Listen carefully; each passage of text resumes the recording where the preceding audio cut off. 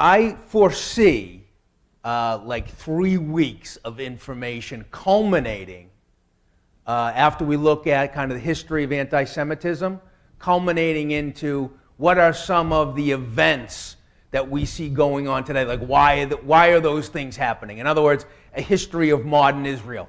How does anti-Semitism in the modern state of Israel, how do they interlink? Because they do, they absolutely do. Today we'll probably get through some of the ancient stuff, like was there anti-Semitism in the ancient world? Well, come to find out, yes, there was. We'll take a look at that. We know that Scripture also tells us of anti-Semitism several times, and we're going to take a look at that. So it's always great to start with a definition.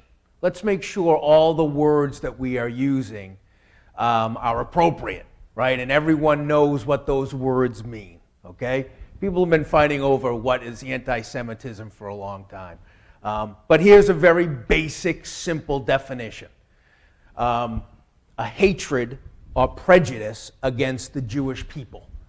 One Jewish writer called it the long hatred.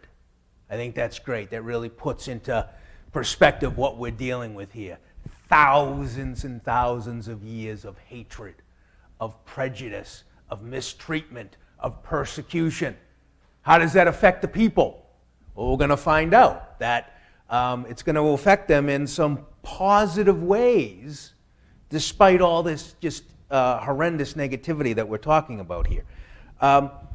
The ancient world with the Egyptians, Greeks, and Romans, they had some prejudices against the Jews that we're going to look at today. Mostly they were based, like a religious and cultural thing, okay? It wasn't so much ethnicity, but certainly cultural. They were a different people. They were made fun of. They were ostracized. We'll take a look at that.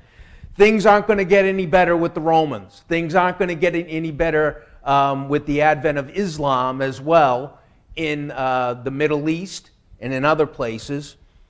And Europe is going to be really the center of some really horrific anti-Semitism that we'll take a look at next week. Just horrific stuff.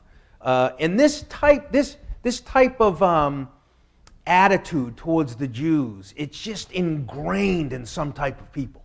It's ingrained in them. And they can never, no matter how much you talk to them, they have, no problem, Sandy. They can't get it out of their head. They believe that the Jews are running everything, and we'll take a look at that as well, And we see a lot of this now with, what's going on in Israel and in Gaza right now. The anti-Semitism that I have seen, and I don't know if it's just that with social media and everything else, we're inundated by it. In other words, the reach of anti-Semitism is far and wide via social media. I don't know. But it's really prevalent. It's the worst I've ever seen in my 52 years of life. So we'll take a look at some of the reasons for that as well. Now, I mentioned there were some positive things that came out of this, right? And, there's the Zionist movement, okay? Most anti-Semitic people, okay, they use Zionism as kind of a cover for being anti-Jewish, okay? All Zionism is a fervent desire for a Jewish homeland. That's all. They wanted to go back to Zion. They wanted to go back to the land of their forefathers. And they did anything to do that. It's a wonderful story, by the way, that isn't taught enough in my mind. Just, God's hand in that process of bringing about, the return of Israel, the return of the Jews back into the land. And so the Zionist movement did not start after the Holocaust, okay? It actually started in the late 1800s, all right? And so Theodor Herzl, without getting into too much of it right now, he saw all this anti-Semitism that was going on, particularly in France. And he says, we can't live this way. This is bad. I mean, we're being persecuted for all types of stuff. We need a homeland. And so we'll take a look at that. obviously the Holocaust. Now, all of these things are going to dovetail into the modern state of Israel, 1948. Okay, 47, 48. And we'll take a look at that story probably in a couple weeks. All right, so here's an overview. Any questions on the overview? Anybody confused? Excellent start. All right. I want to start in Egypt, first of all, because we're going to see that this kind of comes full circle in the ancient world.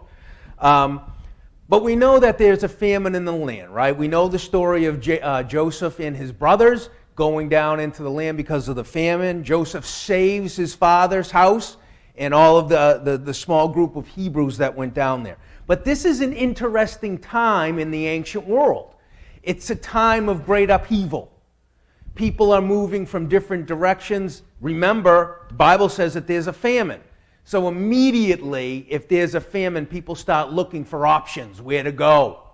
In Egypt, it was one of those places that, because of the Nile River, it was stable. There was a stable civilization. And people were like, well, they got food. And that's exactly what happened. There were different types of Semitic people living in the Nile Delta at this time. They weren't just Hebrews. They were other people from the Mesopotamian area that had come because of the famine and because of other reasons, right? Jobs, whatever it was, stability. And so the Hebrews were one of several groups of Semitic people. One of the more ferocious groups of Semitic peoples were called the Hyksos. You may have heard them or not. And they were one of the first people to ever conquer Egypt. And they conquered it for about 100 years. And they conquered the northern part of Egypt, all right, which was the Delta. And well, lo and behold, that's where the Semitic people lived. And so yes, Steve. You were talking about definitions. How would you define what a Semitic person is? So it's a great question, Steve. And so this is how, when we're talking about Semitic people with anti-Semitism, I actually like the word like anti-Judaism, because that's really what it focuses on. But to your question, Steve, the question is, who are Semitic people? In other words, if you are anti-Arab, you're technically anti-Semitic. Okay, so it gets a little hazy, Steve, when we start talking about anti-Semitism and the Jews and the Arabs and all of that. But traditionally, it refers to hatred or prejudice against Jewish people in this context. But that does not preclude other Semitic peoples. But it isn't traditionally used like against Arabs or anything like that. And it was actually coined in the late 1800s, like the 1880s, 1890s, around this. So it's a relatively new word. Oh, there I am. Okay. So the native Egyptians are going to kick all these people out. And now, let's take a look at Exodus in the first chapter. I think this is a nice correlation to what we're talking about here. Now, verse 7 of the first chapter. And the children of Israel were fruitful and increased abundantly and multiplied and waxed exceeding mighty, and when the land was full of them. Now there arose a new king over Egypt, which knew not Joseph. And he said unto his people, behold, the people of the children of Israel are more and mightier than I. Come, let us deal wisely with them, so on and so forth.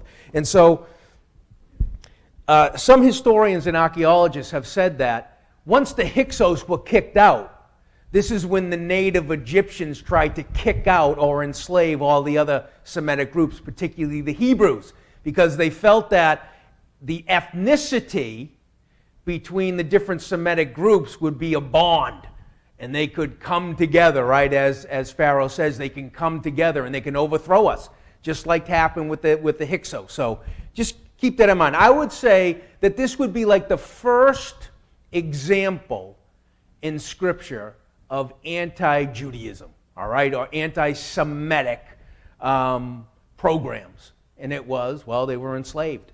They were enslaved by Pharaoh because of their ethnicity. All right? There was prejudice against them. In fact, they tried to wipe them out, right? There was an actual attempt of a genocide, right, through killing all the males, throwing them in the Nile. So this was the real deal. This was not just some, hey, we're just going to persecute a little bit. They wanted to completely humble them, to submit to the power of the native Egyptians. Okay, we're not having Semites ruling over us ever again. Not happening. Okay, we're better. We're the Egyptians.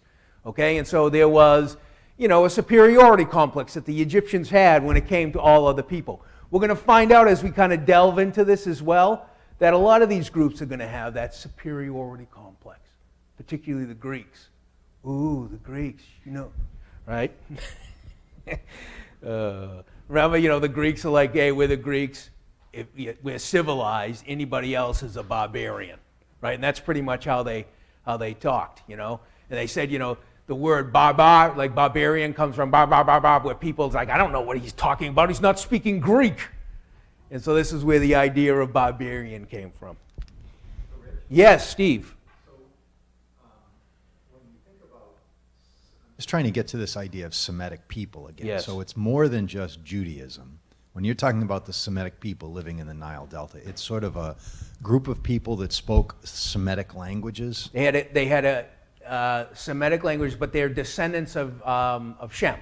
Got it. Okay, biblically. Yep. And so they come from a certain area which is in and around Mesopotamia. Correct. And so that's where the Semitic people. Now, again, there are a lot of Semitic tribes and groups of people that have been lost to history. I actually just got something. There are 3 Semitic languages currently in use. This is from Brian Lloyd. Hebrew, Arabic, and Amharic, which is used in Ethiopia. Okay, so there's still languages being spoken that are derivative from the Semitic people. But Steve, I think to your question, when we're talking about anti-Semitism in the modern world, it's absolutely, with anti-Judaism. But back then in Egypt, it wasn't necessarily anti-Judaism.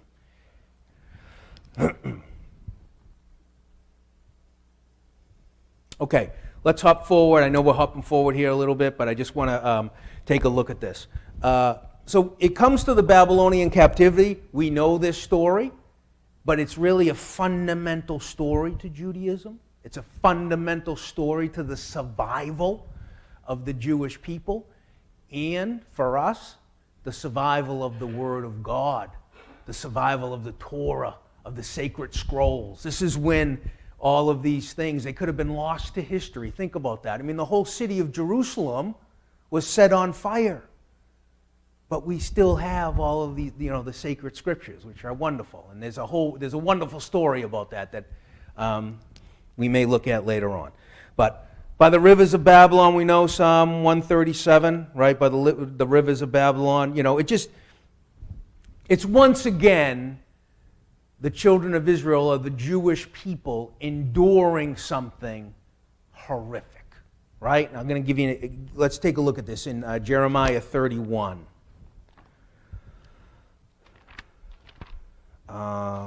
31 in verse 15.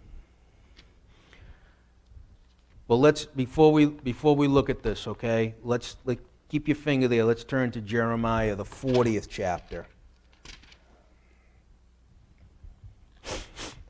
So chapter 40 of Jeremiah, verse 1, we're going to get some context here. The word that came to Jeremiah from the Lord after that Nebuzaradan, the captain of the guard, had let him go from Ramah when he was taken him being bound in chains among all that were carried away captive of Jerusalem and Judah, which were carried away captive unto Babylon. Okay, so Ramah here, brothers and sisters, is the place where the Babylonians gathered all of their booty and wealth, all of the people, women and children mostly, okay, some men, and they were taken captive. Ramah, okay, they were all taken there, and they kind of divided up the spoil. So this is what's happening in Ramah. So let's take a look at the 15th verse of the 31st chapter of Jeremiah. Thus saith the Lord, a voice was heard in Ramah, lamentation and bitter weeping. Rachel weeping for her children, refused to be comforted for her children because they were not. So utter devastation here, brothers and sisters, right? There's weeping. The women are seeing their children taken away. It's beyond words to kind of, to internalize that. I think we can empathize quite a bit about that, but it's an awful situation. Verse 17, and there is hope in thine end, saith the Lord, that thy children shall come again to their own border. All right. So the point I want to make here is that once again, and I'm not saying that the Babylonians were anti-Semitic, because they weren't. This was like a political thing that happened. They didn't particularly go into Jerusalem just because there were Jews there. Babylonians captured, killed a lot of people.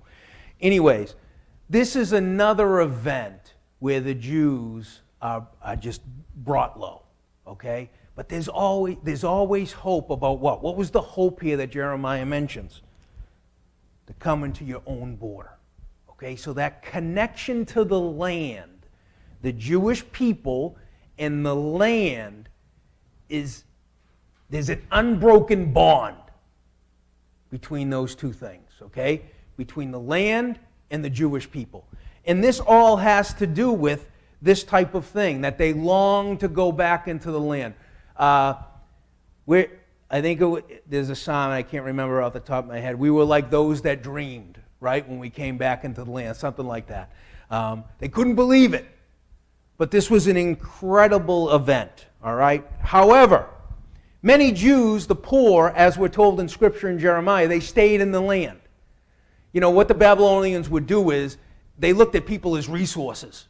If you could speak different languages, if you had an aptitude for things, right? Okay, boom, you're going to take. Most of the boys would have been made eunuchs, right? And they would have served the king in that capacity. And so we know Daniel was one of these individuals. Shadrach, Meshach, and Abednego were some of these individuals as well. Esther, Mordecai, all of these people. Right? All of these Jews are now in different places.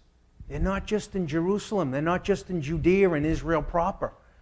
They're everywhere. We know that some stayed in the land, the poor. So there's that connection with the Jews in the land. They've had an unbroken residence in the land of Israel since Abraham's time. Think about that.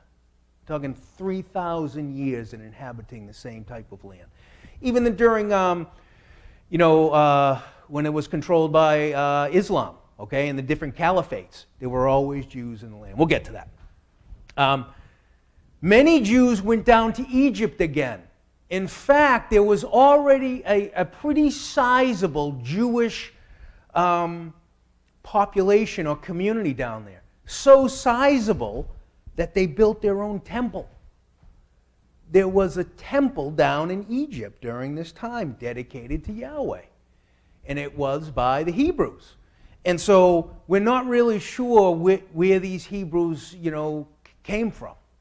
Did they come down there later during the Assyrian period to get away from the Assyrians? Was it before then? Was this started afterward? We're not sure. But the Jews had a community in Egypt. So just keep that in mind. There's no ruins, unfortunately, of the temple at Elephantine Island in Egypt. Excuse me. But there are papyri, right? The writing, and it talks about this. It talks about who built the temple and all this other stuff. It's pretty interesting. Okay? The Jews are now scattered to different different areas of the world, okay? We call this the Jewish diaspora, all right? The spreading out, the scattering of the Jews throughout the different places, pretty much the major cities of the ancient world, okay? So we're not just talking about a group of people that just stayed in one area. The Jewish people had no problem going to other places. This is kind of something that I didn't really think about, because we're always focused on what's going on in Jerusalem and Israel proper. But there were all types of communities of Jewish people throughout the ancient world. Some pretty sizable, as we're going to find out. Okay? And so the more Jewish people that come in contact with other people, this monotheistic group of people, special dietary laws, circumcision, right? These are major red flags to the pagan population of the ancient world. Let's just keep that in mind, okay? And so you can see differences between people can cause prejudices, right? And the Jew. Well, we'll talk about that when we get to it. I got 13. I've been through 3 slides. I got 13 of them. Jeesh. Did someone text me? Oh, Jim Boyko. Let's see. Oh, Psalm 126. Yes, by the rivers of Babylon. Oh, but we were like that. Those that dreamt. Yes. Thank you, Jimbo. Okay. Now, this is real. This is where I think a lot of the anti-Judaism, the anti-Semitism now kind of ramps up. Okay? Because now you have a group of people, Israel, the Jews, coming back into their native land. All right? So, and we'll just keep that in mind. They come back to rebuild the temple first under Ezra, okay? But also the walls as well. That was important. Jerusalem's walls had been knocked down. Obviously, we know the story. The enemies of the Jews try to stop this. Now, there's just a couple things I want to take a look at here, because a lot of the arguments that these ancient enemies of the Jews were using, they're really a lot of the same kind of accusations that are being, thrown at the Jews today. Let's take a look. Ezra.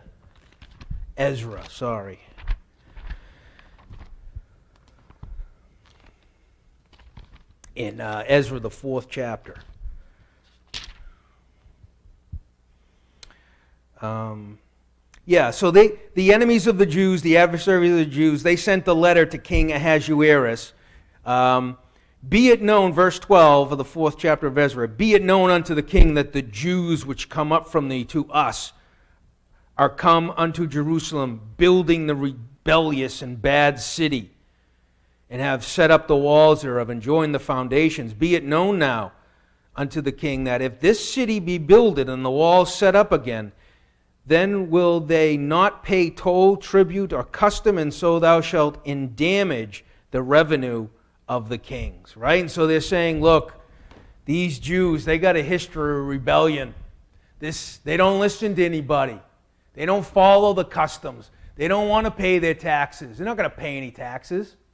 Right? And so again, financial stuff. There's kind of financial stuff that is being, implied here. All right? Verse 15.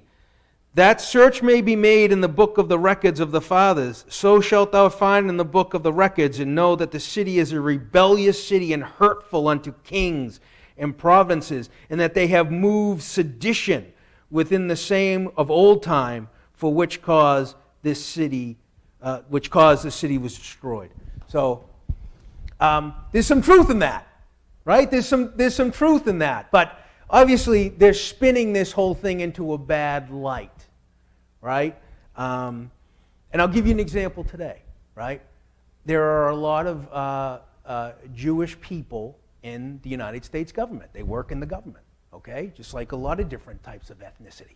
But if you talk to an anti-Semitic person, they say that there is a massive worldwide cabal of Jewish people running the show, okay? A lot of like the Rothschilds, the Bilderberg Group, all this other stuff. I mean, you go down some of these rabbit holes with anti-Semitism, they believe that that this small group of people, the Jews, are running the show, and they're evil people, okay? So, Nehemiah 4.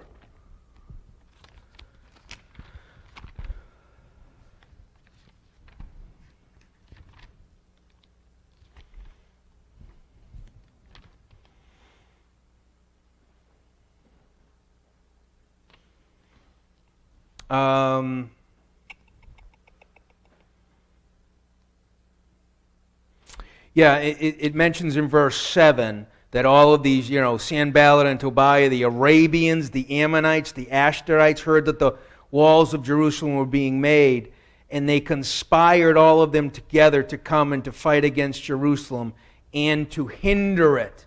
And so one of the things that they had to do was, while they were building the walls, there had to be a portion of people that were also standing guard and watching over to make sure that they weren't attacked. And it's really interesting to see how closely related this point in Jewish history is to the modern history of the Jewish people on what happened when they came into the land. Okay? Lot of pushback from the Jews, from these people that were here, right? But also from the Arabs that were living in certain areas of what's known as today Israel, okay, or back in that Syria, Palestine. And so this blueprint, right? The Jews, they can't be trusted. The Jews always rebelling. The Jews always got an ulterior motive. They're not really citizens, right? You ever hear that one? Dual citizenship? That's another one as well, okay? And so this is going to become the blueprint when the Jews return again in the 19th and the 20th centuries, all right? Okay, without spending too much time on this, Haman, we know his plan. He wants to wipe out all of the Jews, not just Mordecai, because Mordecai wouldn't bow down and reverence Haman as a god, okay? That's another thing as well, too. These are some of the customs that the pagans would be like, what's your problem, man? Of course he's a god. Just bow down to him. And Mordecai's like, no, I'm not. That's part of the Jewish culture, right? Part of the Jewish religion as well. You don't bow. There's one God only. And so people couldn't really understand what these Jews were going on about. They couldn't understand this idea of one God and not bowing down to certain types of people. Here's the thing. Here's another story now, brothers and sisters. Another event in the history of the Jewish people, right? We're only, we're at 400 BC, right? And already we've got another catastrophic event that is about to happen to the Jewish people. The complete annihilation or genocide of the Jewish people by the Persians. This is what Haman wanted. Okay? In fact, we're not going to turn to it. But in Esther 3, he recognizes that there's Jews. He says there's a certain type of people that are throughout all of your cities, throughout all of the different cities.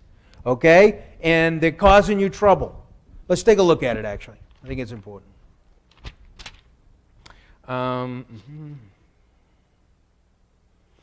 Verse 8. There is a certain people scattered abroad and dispersed among the people in all the provinces of the kingdom, and their laws are diverse from all people.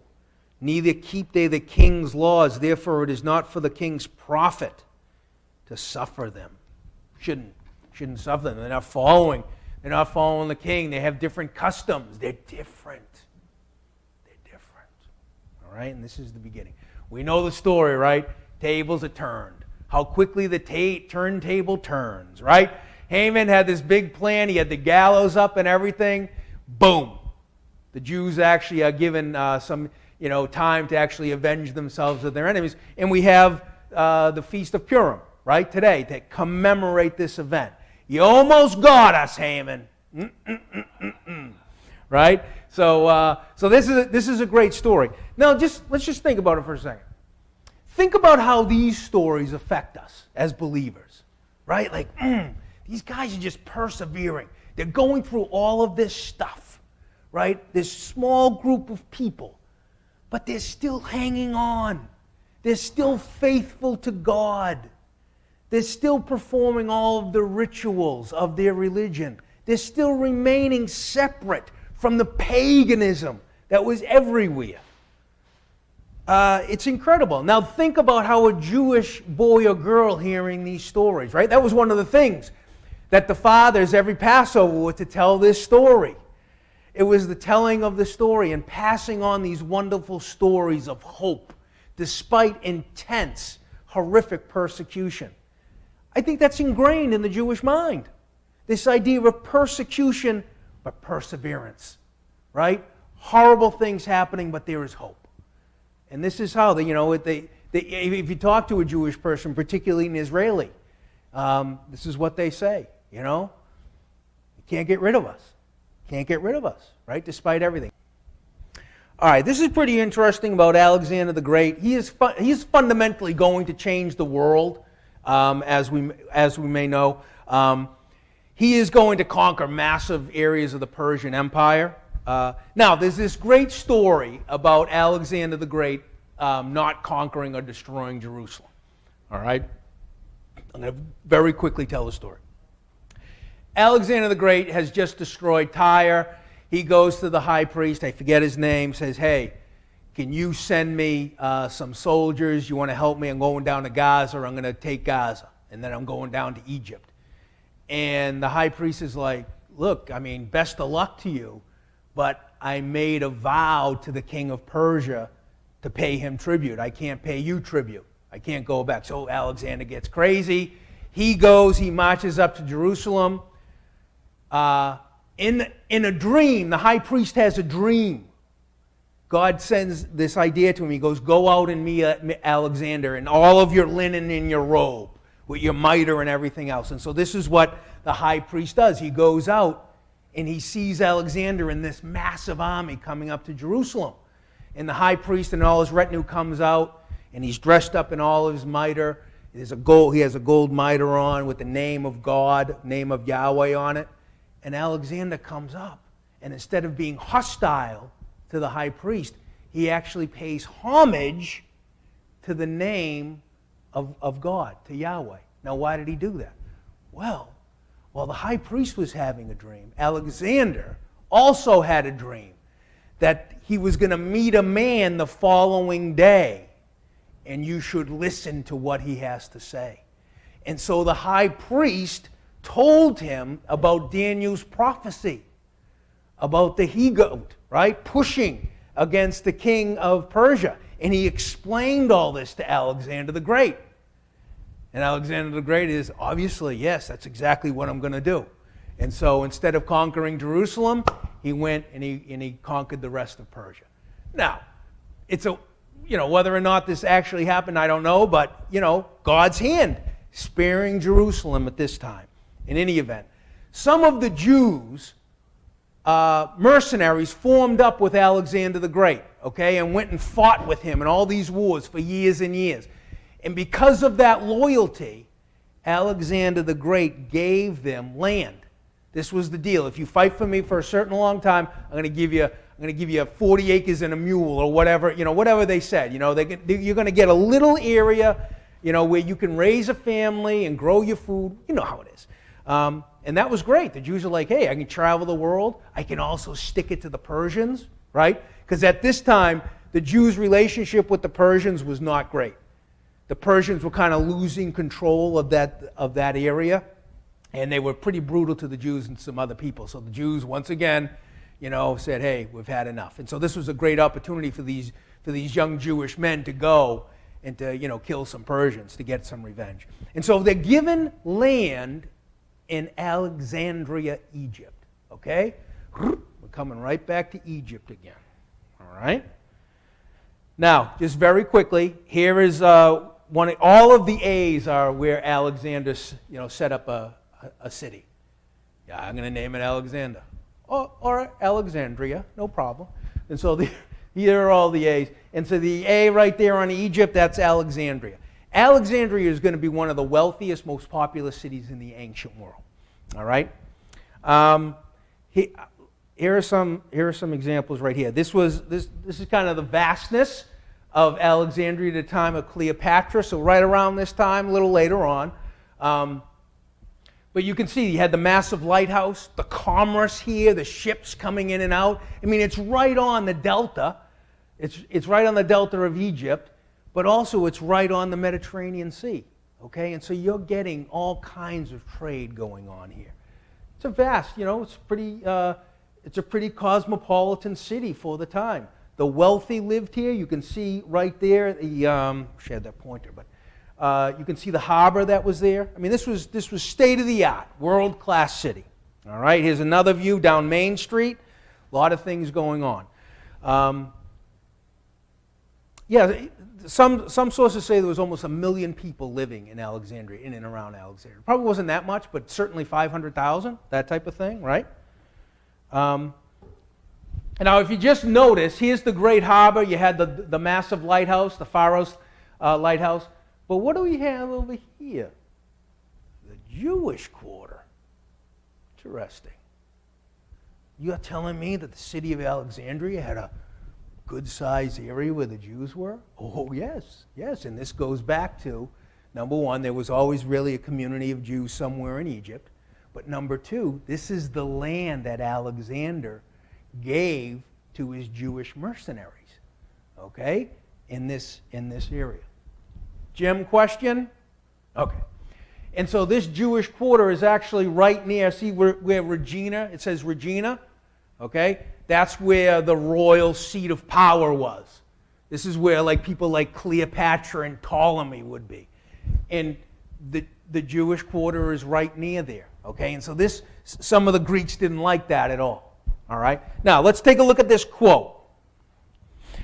This is from Philo of Alexandria. He was a Jew. He was a Jewish philosopher.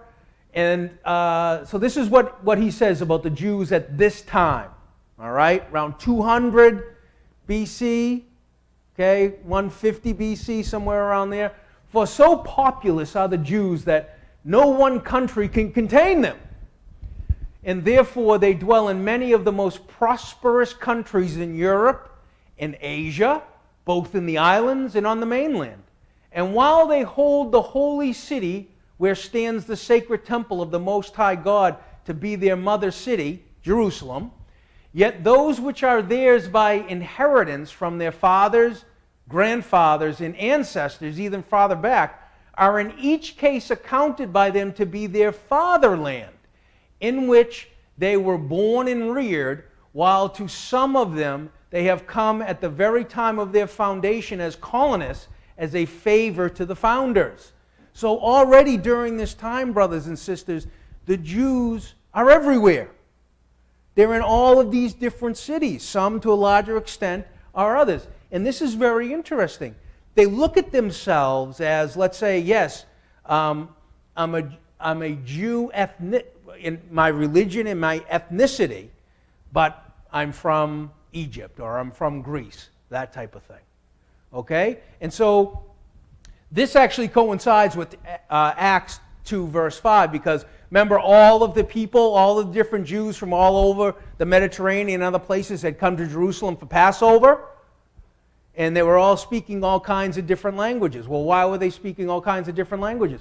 They were everywhere. They're in Asia, they're in Europe, they're in the North Africa, you know? And so they're going to speak all of these different languages. And really, they're going to be part of that community. And they're going to have a lot of those cultural aspects as well. For instance, an American Jew is going to be different, culturally than, let's say, a Chinese Jew. There are Chinese Jews, by the way. Okay, and that just shows you where, how far the Jewish people have gone, all the way to China. China. All right. This is our last slide. Perfect. So, there were 150,000 Jews living in Alexandria, okay, around this time. So, they had grown significantly from these plots of land that Alexander had given. More and more people find out, they're like, hey, there's a nice, stable Jewish community down in Alexandria. Plenty of jobs, plenty of money to be made, plenty of trade. Okay, let's go. And I think a lot of the people, would go there. And it grew and it grew and it grew. All right? They built their own community, including synagogues. Okay, I think the Jewish rule is that you have to have 12 men of like 20 years old and older, something like that, in order to form a synagogue. Anyways, plenty of people to build synagogues. The Greeks looked down on the Jews because they had their own community, and it was separate from kind of the Greek city as well. Okay, they stayed together. Understandable.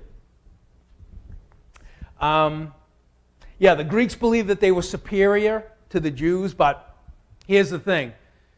The Greeks believed that they were superior to everybody. All right? So let's just keep that in mind.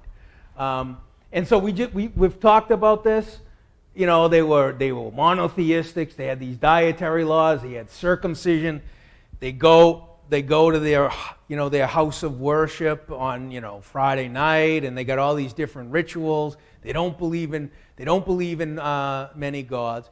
This was another thing they said about the Jews, that they hated mankind.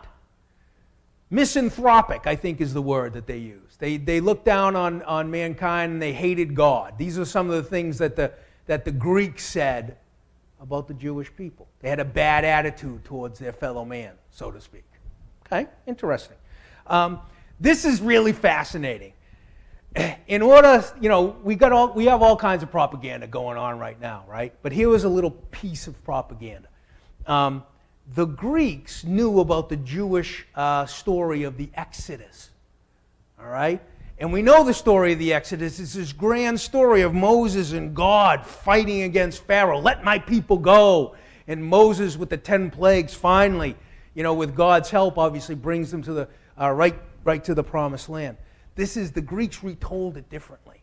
The Jews in Egypt. Now remember, these are Jews living in Egypt now, around Egyptian people, Greeks living in Egypt as well. And so those Greek Egyptians retell the story, the Passover story, and it's this. The Jewish people were diseased. They had like leprosy or plague or something like that. They were always begging. They went inside the temples. They were stealing food. It was just really a gross people. They were causing problems. And so the Egyptians kicked them out. Get out of here. Go live in the desert. We don't care. And so they cast the Passover into a negative light.